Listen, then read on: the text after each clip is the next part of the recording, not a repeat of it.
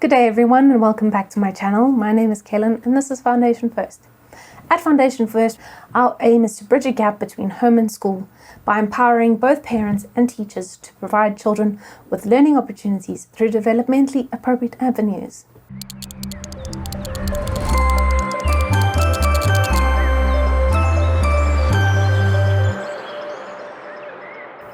Today we are talking about something that has been on my mind for a few years.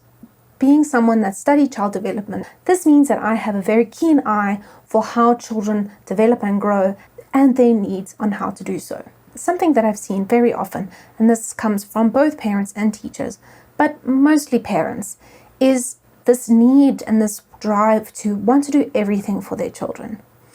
Now let me preface this with, I know that this is a way that a lot of parents show their love to their children. They care for them, they're used to looking after them, doing things for them, feeding them, clothing them, brushing their hair, helping them brush their teeth, etc. However, we need to understand where a child is in their development and where we can let go of a few things. Where I see this in the teacher space is teachers also doing a lot for their children, where they help them tie their shoes, they help them button their clothes, they help them open their food packaging during lunchtime. Now, it doesn't mean that we must just let children do whatever they want, let them out into the world to just fend for themselves. That's not what I'm saying.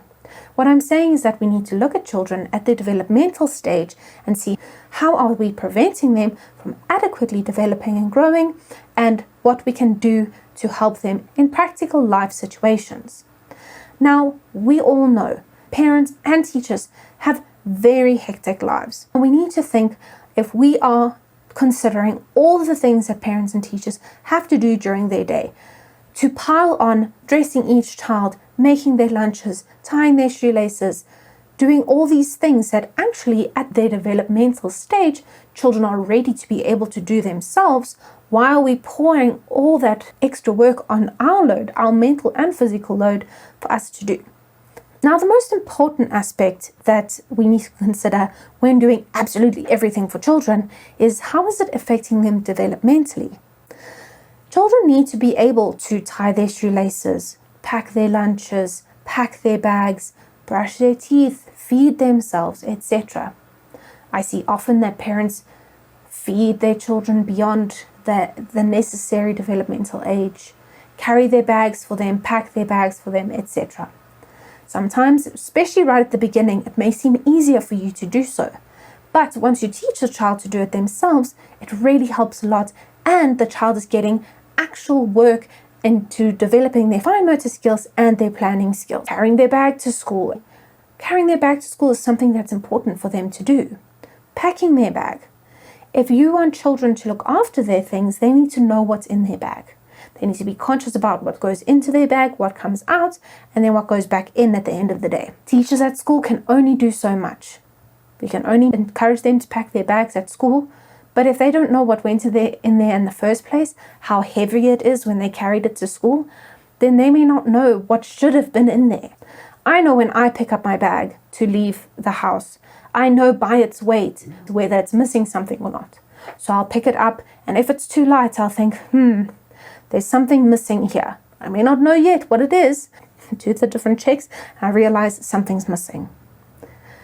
This is something that can also encourage children to look after their items. So to repeat myself, I'm not saying that children need to wake up at the beginning of the day and do absolutely everything for themselves.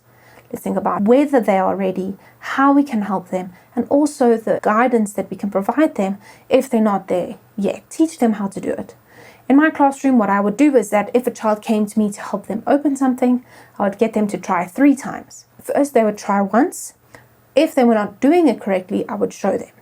They would then try 3 more times, and if they couldn't do it, at least they got the exercise in their fingers. They now know how to open it, and now I would then open it a little bit, just a little bit, so that they could do the rest. Because the rest, it helped them just a bit, and then the rest of it, they could get that practice opening that packet of their food, to encourage them to be able to do it again themselves. Now imagine you having to do that for a class of 30 children, opening absolutely everything for each child. It's also important to remember that when a child gets older, Teachers' last thing that's on their mind is helping children tie their shoelaces at the end of the day. It was really discouraging when I was teaching grade 3 and there were children that I taught in my class that could not tie their shoelaces properly. I promise you, as a grade 3 teacher, helping your kids tie their shoes at the end of the day is not something you want to be doing. You want to be delving deep into language structure, into their mathematics, etc., ensuring that they are ready for the next grade, not tying their shoelaces. So parents, you can help teachers by encouraging them to practice at home, but then also encouraging time for the younger grades to practice at school. So these are ways that we are, one, hindering children from developing to their full potential, but then also how we can encourage them to do certain things on their own. Another thing that's important, remember, if we are doing absolutely everything for our children, that takes on our mental load and we want time just to sit.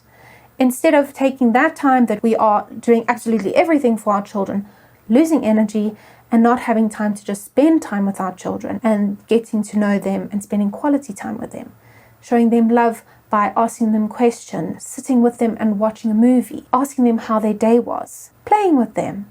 There are so many more fruitful ways that you can use to spend time with your children and show your children love, not by doing things that they can be doing developmentally at that age. If you don't get children to do certain things for themselves, you are losing opportunity for children to develop their fine motor skills to the best of their ability. Getting to a point where they're opening and closing things, that's part of early childhood development.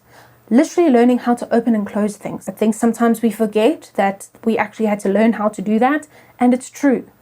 But getting to grade 1, grade 2, grade 3, you do not have time to help children develop and learn how to open and close things. That ship's already sailed. We've already done that.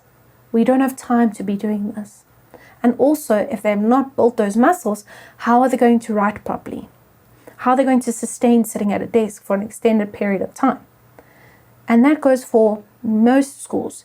There is going to be sit down and work, whether it's a traditional school or whether it's more of a modern school. So that's my thoughts on how we can empower children to do certain things for themselves, some practical life skills, and how we can then show them love in different ways. Thank you so much for joining me today. If you liked this video, give it a like. And if you would like to answer or build up on what I've been saying, then please comment down below. Thank you very much, and I'll see you in my next one.